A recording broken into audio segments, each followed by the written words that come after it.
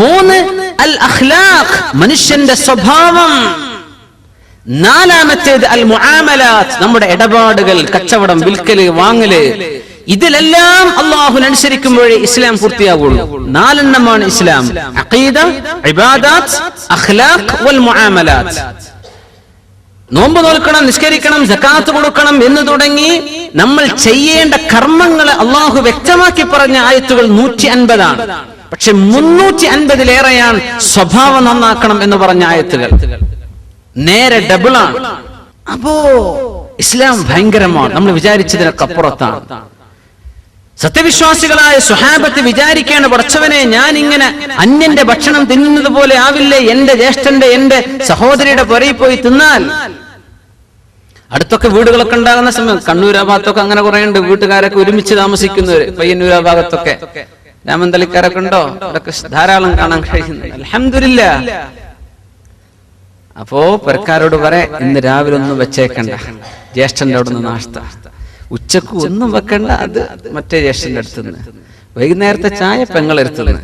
ഇങ്ങനെ ഒരാൾ ലാക്കിന് നിന്നാൽ ഇത് എനിക്ക് ഹലാലാകുമോ ഇല്ലയോ? നമ്മൾ ശരിക്കും ഒരു വലിയ വളരെ വളരെ മൈന്യൂട്ടായൊരു വിഷയമാണ് ചർച്ച കേട്ടോ. നമ്മളത് ഗൗരവത്തിൽ തന്നെ മനസ്സിലാക്കുക. തുടങ്ങുന്നു, ലൈസ അലൽ അഅമാ ഹറജുൻ, കണ്ണ് കാണാത്ത ആൾക്ക് വിരോധമില്ല. വലാ അലൽ അറജ് ഹറജുൻ, മുടന്തനായ മനുഷ്യനും കുഴപ്പമില്ല. വലാ അലൽ മരീദ് ഹറജുൻ, രോഗിയായ മനുഷ്യനും വിരോധമില്ല. വലാ അലാ അൻഫുസികും, നിങ്ങൾക്ക് തന്നെയും വിരോധമില്ല. അൻ തഅകുലൂ മിൻ ബുയൂതികും, നിങ്ങളുടെ വീട്ടിൽ നിന്ന് തിന്നുന്നതിന് വിരോധമില്ല. എന്തേ നിങ്ങളുടെ വീട്ടിൽ നിന്ന്? അതിനിപ്പോ സമ്മതം വേണോ? ആ പറഞ്ഞതിന്റെ ഉദ്ദേശം മകനും മകളും ഇവിടെ പറഞ്ഞോ? ഇല്ല. മകന്റെ പറയുന്നു, മകളുടെ പറയുന്നു പറഞ്ഞോ ഇവിടെ? ഇല്ല. അങ്ങ് ശ്രദ്ധിച്ചില്ലേ? ആരുടെ വീട്ട്? നിങ്ങളുടെ വാപ്പയുടെ, ഉമ്മയുടെ, സഹോദരന്റെ, സഹോദരിയുടെ, അമ്മായിയുടെ അമ്മ ഒക്കെ പറഞ്ഞു. മകനും മകളും പറഞ്ഞോ? ആ പറഞ്ഞതാണ് ഈ വാക്ക്, മിൻ ബുയൂതികും, നിങ്ങളുടെ മകനും മകളും നിങ്ങളുടെ വീട് തന്നെയാണ്, അതിന് കുഴപ്പമില്ല. ഇൻഷാ അല്ലാഹ് വഴിയെ പറയാം. അതിനാണ് നിങ്ങളുടെ വീട്. മക്കളെ പറയേണ്ട സ്ഥാനത്ത് ആ മക്കൾ എന്ന് പറഞ്ഞില്ല. മനഃപൂർവ്വം അള്ളാഹു ഒരു കാര്യം പഠിപ്പിക്കുകയാണ്. നിങ്ങളുടെ വീട്, നിങ്ങളുടെ മകൻ, നിങ്ങൾ. ഫഇന്ന വലദഹു മിൻ കസ്ബിഹി, ഒരാളുടെ മക്കൾ എന്ന് പറയുന്നത് അയാളുടെ അധ്വാനം തന്നെ എന്ന് റസൂലുള്ളാഹി സ്വല്ലല്ലാഹു അലൈഹി വസല്ലം. അപ്പോ എന്താണ് കണ്ണുപൊട്ടന്മാരെ കുറിച്ച് ഇവിടെ പറഞ്ഞത്? മുടന്തന്മാരെ കുറിച്ച് പറഞ്ഞു, രോഗികളെ കുറിച്ച് ഇവരുടെ കൂടെ ഇരുന്ന് ഭക്ഷണം കഴിക്കാൻ ജാഹിലിയ്യ കാലത്ത് പ്രയാസം ഉണ്ടായിരുന്നു. ആളുകൾ ഭക്ഷണം കഴിച്ചിരുന്നില്ല. ഒന്നുമല്ല, കണ്ണു കാണാത്ത ഒരാൾ വന്ന് ഭക്ഷണം കഴിക്കുമ്പോ ഒരുപക്ഷെ അയാളുടെ കൈ ഭക്ഷണത്തിൽ തളികയിൽ ഇങ്ങനെ തപ്പിത്തടഞ്ഞു പോയേക്കും അല്ലേ? അയാൾക്കുടെ ഭക്ഷണം കഴിക്കുമ്പോ വസ്ത്രത്തിൽ ഭക്ഷണം വീണെന്ന് വരും. താടിയിലോ മുടിയിലോ മീശയിലോ ഒക്കെ ഭക്ഷണത്തിന്റെ അംശങ്ങൾ പറ്റിപ്പിടിച്ച് കണ്ണു കാണാത്ത ആളല്ലേ? അള്ളാഹു അദ്ദേഹത്തെ കണ്ണെടുത്ത് പരീക്ഷിച്ചതാണ് അല്ലേ? അള്ളാഹു ഒരു മനുഷ്യന്റെ ഹബീബത്തെ, വളരെ പ്രിയപ്പെട്ട രണ്ടെണ്ണം അള്ളാഹു കൊണ്ടുപോയാൽ രണ്ട് കണ്ണുപോയ മനുഷ്യൻ അള്ളാഹുവിനെ ആലോചിച്ച് ക്ഷമിച്ചാൽ അതിന് പകരം സ്വർഗമാണെന്ന് നബിയുനാ റസൂലുള്ളാഹി സ്വല്ലല്ലാഹു അലൈഹി വസല്ലം. കണ്ണിന്റെ കാഴ്ച നഷ്ടപ്പെട്ടാൽ അള്ളാഹുവിനെ വിചാരിച്ച് കൂലി ആഗ്രഹിച്ചാൽ അതിന് സ്വർഗമാണ് പ്രതിഫലം. അപ്പോ കണ്ണുപൊട്ടന്മാരുടെ കൂടെ അന്ന് ജാഹിലിയ്യ കാലത്ത് ഇരുന്ന് ഭക്ഷണം കഴിക്കൂല.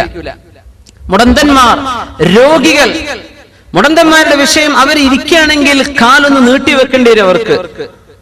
അപ്പൊ അടുത്തിരിക്കുന്ന ആൾക്കൊരു പ്രയാസം തോന്നും. എന്നാൽ പ്രയാസം തോന്നരുത്, അതാണ് ഈ പറഞ്ഞത്.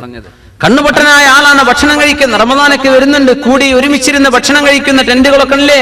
അവിടെ രോഗികൾ വരും, കാലിന് സുഖമില്ലാത്തവർ വരും, കണ്ണു കാണാത്തവർ വരും, മുഷിഞ്ഞ വസ്ത്രട്ട ആളുകൾ വന്നു വരും. ഒന്നും തോന്നണ്ട, അവർക്ക് കഴിയാത്തത് കൊണ്ടായിരിക്കുന്നു വിചാരിക്കുക. നീ ക്ഷമിക്ക്. അള്ളാഹു എല്ലാം ആഫിയത്തിൽ പടച്ചിട്ടുള്ള നിന്റെ മനസ്സിൽ അള്ളാഹു പരീക്ഷിച്ചവരെ സംബന്ധിച്ച് ഒരു മോശമായ വിചാരം തോന്നാൻ പാടില്ല. അവര് രോഗികളല്ലേ, അവര് മുടന്തന്മാരല്ലേ, അവർ കണ്ണില്ലാത്തവരെ അള്ളാഹു അവരെ പരീക്ഷിച്ചിട്ടില്ലേ? അതുകൊണ്ട് നിനക്ക് അവരുടെ കൂടെ ഭക്ഷണം കഴിക്കുന്നതിന് ഒരു പ്രയാസവും തോന്നരുത് കേട്ടോ. റസൂലുള്ളാഹി സ്വല്ലല്ലാഹു അലൈഹി വസല്ലം നമ്മെ പഠിപ്പിക്കുകയാണ്. അല്ലാഹു തആല ഒരു പേജങ്ങ് പറഞ്ഞു പഠിപ്പിക്കുന്ന ആശയം ഇതാണ്. രോഗികളെ കുറിച്ച് കാണുമ്പോൾ മോശമായ ആരാണ് രോഗം അള്ളാഹുവിനോട് വേണമെന്ന് ചോദിച്ചത്? നമ്മൾ ആരെങ്കിലും ചോദിച്ചിട്ടാണോ രോഗം വന്നത്? അല്ല. കണ്ണുപൊട്ടന്മാരായി അന്ധന്മാരായി ജനിച്ചിട്ടുള്ള ആളുകൾ, അല്ലെങ്കിൽ പിന്നീട് കണ്ണിന്റെ കാഴ്ച നഷ്ടപ്പെട്ടവർ, അവർ അള്ളാഹിനോട് ചോദിച്ചതാണോ എന്റെ കണ്ണ് വേണ്ടാന്ന്? അല്ല, അള്ളാഹു അവരെ ഇബ്തലാ, അള്ളാഹു പരീക്ഷിച്ചതല്ലേ. കാലിന് മുടന്ത് ആർക്കാണ് അങ്ങനെ ജനിക്കാൻ ആഗ്രഹം? അവരുടെ പണിയാണോ അത്? ഖാലിഖായ അള്ളാഹുവിന്റെ പണി. എന്തിനാ കുറച്ചാളുകൾ അള്ളാഹു ഇങ്ങനെ ആക്കുന്നത്? ബഹുഭൂരിപക്ഷം ആളുകളും കണ്ണുപൊട്ടന്മാരാണോ? അല്ല, അള്ളാഹുവിന്റെ സൃഷ്ടികളിൽ 99% ആളുകളും പെർഫെക്റ്റ് ക്രിയേഷൻ ആണ്. പക്ഷെ 1% അള്ളാഹു തആല ചില വിടവുകൾ ഇങ്ങനെ കൊടുക്കും. എല്ലാവർക്കും ഹാർട്ട് ക്ലിയറാ, ചില ആൾക്ക് ഒരു പ്രശ്നം, കണ്ണിനൊരു പ്രശ്നം, ചെവിക്കൊരു പ്രശ്നം, കാലിന് കയ്യിന് വിരലുകൾക്ക്. എന്തേ? ഇതുണ്ടാകുമ്പോഴാണ് ഈ നിഅമത്തിന്റെ വില മനസ്സിലാവുള്ളൂ. ആ നഷ്ടപ്പെട്ടവർക്ക് അല്ലാഹു കൂലി വേറെ കൊടുക്കുന്നതിന് പകരം. പക്ഷേ ഇതെല്ലാം പൂർണ്ണതയിൽ പടക്കപ്പെട്ട മനുഷ്യന് ഈ പൂർണ്ണതയുടെ വില അറിയണമെങ്കിൽ അപൂർണം അവന്റെ ഇടയിൽ മരിക്കുമ്പോഴേ ജീവന്റെ വില മനസ്സിലാവുള്ളൂ. പ്രായാധിക്യം വരുമ്പോഴാണ് ചെറുപ്പക്കാരുടെ വില മനസ്സിലാവുക. എന്റെ യൗവനം, യാ അല്ലാഹ്. പ്രായമുള്ളവരെ കാണുമ്പോൾ ചെറുപ്പക്കാരെ വിചാരിക്കണം, ഞാൻ അങ്ങോട്ട് എത്താൻ പോകുന്ന ആളാണ്. എല്ലാരും ഒരു ദിവസം ഒരു കാലഘട്ടത്തിൽ ജീവിപ്പിച്ച് കോടാനുകോടി മനുഷ്യരെ ഈ ജനറേഷൻ ആഫ്റ്റർ ജനറേഷൻ ഇങ്ങനെ കൊണ്ടുവരാതെ സയ്യിദുന ആദം നബി അലൈഹിസ്സലാം മുതൽ ഖിയാമത്ത് നാൾ വരെ വരാൻ പോകുന്ന മനുഷ്യരെ 100 കൊല്ലത്തിനിടക്ക് അല്ലാഹു എല്ലാരും ഒരുമിച്ച് പടച്ചു, ഒരുമിച്ച് അങ്ങ് മരിപ്പിച്ചു എന്ന് വിചാരിക്കുക. അല്ലാഹു അങ്ങനെ ചെയ്തുകൂടായിരുന്നോ? ഉലമാ അത് തഫ്സീറുകളിൽ ചർച്ച ചെയ്തു. അല്ലാഹുവിന് അത് ചെയ്യാമായിരുന്നില്ലേ? പക്ഷെ എന്താ നടക്കുന്നത്? കുറെ കൂട്ടർ ജനിക്കുന്നു, കുറെ മരിക്കുന്നു, കുറെ ചെറുപ്പക്കാർ, കുറെ കൊച്ചുമക്കൾ, കുറെ ഗർഭിണികളായ പെണ്ണുങ്ങൾ, ഗർഭാശയത്തിൽ കിടക്കുന്ന കുഞ്ഞുങ്ങൾ, കുറെ പ്രായമുള്ളവർ, അങ്ങേയറ്റം പ്രായം ചെന്നവർ, കുറെ മരിക്കുന്നവർ. ഇതെല്ലാം കണ്ടുകൊണ്ടാണ് അല്ലാഹു മനുഷ്യനെ പടക്കുന്നത്. ഇതൊന്നും എല്ലാരും ഒപ്പം മരിക്കുകയാണെങ്കിൽ ആർക്കെങ്കിലും മരണം എന്താണെന്ന് അറിയോ? എല്ലാരും ഒരുമിച്ചങ്ങ് മുളച്ചതാണ്. ജന്മം എന്താണെന്നറിയോ? വാർദ്ധക്യത്തിന്റെ യൗവനത്തിന്റെയും വ്യത്യാസങ്ങൾ അറിയുമോ? ഇല്ല. അള്ളാഹു ഇതൊക്കെ ഭൂമിയിൽ വെച്ചിട്ടുണ്ട്. എന്തിന്? അള്ളാഹുവിനെ സംബന്ധിച്ച് ബോധം വരാൻ, അവനവനെ കുറിച്ച് ബോധം വരാൻ. അതുകൊണ്ട് ലൈസ അലൽ അഅമാ ഹറജുൻ, കണ്ണുപൊട്ടനെ കാണുമ്പോൾ നിങ്ങൾ ആരും മനസ്സിൽ ഒരു നിലക്കും ഒരു വെറുപ്പും വിചാരിക്കരുത്. അവരുടെ വസ്ത്രത്തിലൊക്കെ അഴുക്കുണ്ടെന്ന് വരും, അവരുടെ താടിയിലും അവരുടെ മുഖത്തൊക്കെ എന്തെങ്കിലും ഭക്ഷണം പറ്റിപ്പിടിച്ചെന്ന് വരും. മുടന്തന്മാർ വന്ന് അരികത്ത് ഇരിക്കുമ്പോൾ ഒരു പ്രയാസവും തോന്നരുത് അവരുടെ അരികത്ത് ഇരുന്ന് ഭക്ഷണം കഴിക്കാൻ. അള്ളാഹു അവരെ പരീക്ഷിച്ചവരാണ്. രോഗികൾ, ചില രോഗം നമുക്ക് പ്രയാസമായിട്ട് തോന്നും, വളരെ ഇഷ്മിഇസാസ്, ഒരു തരത്തിൽ നമുക്ക് ഡിസ്കസ്റ്റിംഗ് എന്ന് പക്ഷേ തോന്നാൻ പാടില്ല. അള്ളാഹു കൊടുത്ത പരീക്ഷണല്ലേ, തോന്നരുത്. അഷ്റഫുൽ ഖൽഖ് സ്വല്ലല്ലാഹു അലൈഹി വസല്ലം ഈ സന്ദർഭത്തിൽ നമുക്കൊരു ദുആ പറഞ്ഞു. മൻ റആ മുബ്തലൻ, പരീക്ഷണത്തിൽപ്പെട്ട ഒരാളെ നമുക്ക് കാണാൻ ഇടയായാൽ, കൈയില്ലാത്ത ഒരാൾ, കാലില്ലാത്ത ഒരാൾ, കണ്ണുപോയ ഒരാൾ, കേൾവില്ലാത്ത, ശബ്ദിക്കാൻ പറ്റാത്ത ആൾ, ഇത്തരക്കാരൊക്കെ നമ്മൾ കാണൂലേ ജീവിതത്തിൽ? അവരെ കാണുമ്പോൾ ആരെങ്കിലും ഈ ദുആ പറഞ്ഞാൽ, അൽഹംദുലില്ലാഹില്ലദീ ആഫാനി മിമ്മ ഇബ്തലാക ബിഹി വഫളലനി അലാ കസീരിൻ മിമ്മൻ ഖലഖ തഫ്ദീലാ. അൽഹംദുലില്ലാഹില്ലദീ ആഫാനി മിമ്മ ഇബ്തലാക ബിഹി വഫളലനി അലാ കസീരിൻ മിമ്മൻ ഖലഖ തഫ്ദീലാ. അല്ലാഹുവേ, നിനക്ക് സ്തുതി പടച്ചവനെ. അല്ലദീ ആഫാനി മിമ്മ ഇബ്തലാക ബിഹി, അല്ലാഹു നിനക്ക് ഏതൊരു പരീക്ഷണം തന്നോ ആ പരീക്ഷണം എനിക്ക് സംഭവിക്കാതെ അള്ളാഹു എന്നെ കാത്തുവല്ലോ. ഒരുപാട് അള്ളാന്റെ സൃഷ്ടികളെക്കാളും അള്ളാഹു എന്നെ ബഹുമാനിച്ചുവല്ലോ.